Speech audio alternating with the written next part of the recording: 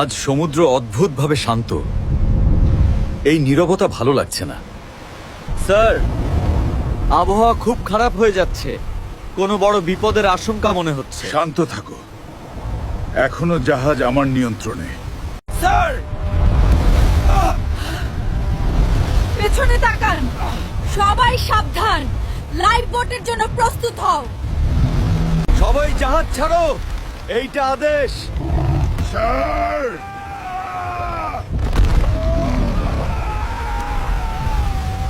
সমুদ্র আমার সবকিছু কেড়ে নিয়েছে, কিন্তু আমি এখনো বেঁচে আছি।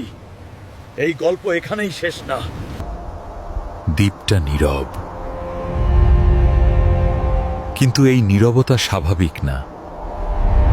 এই পায়ের দাগ মানুষের না, কিছু অনেক বড় কিছুর। আমি প্রথম না, এই দ্বীপে আগেও অনেকে এসেছে, আর কেউ ফিরে যায়নি। ক্যাপ্টেনই, তুই ফিরতে পারবি না। আমি সমুদ্রের ক্যাপ্টেন। আমাকে আটকানোর মতো জন্মায় নাই কেউ।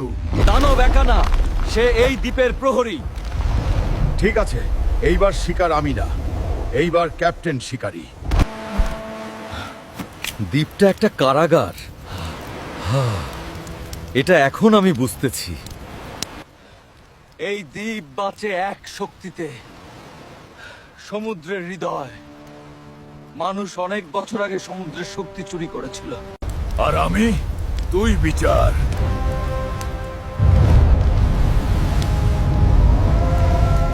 ক্যাপ্টেন, তুই ফিরেছিস। তুই আমার জাহাজ ভেঙেছিস, আমার লোক মেরেছিস, আজ হিসাব দিবি। হৃদয় ছাড়া আমি মুক্ত না, আমি অভিশপ্ত।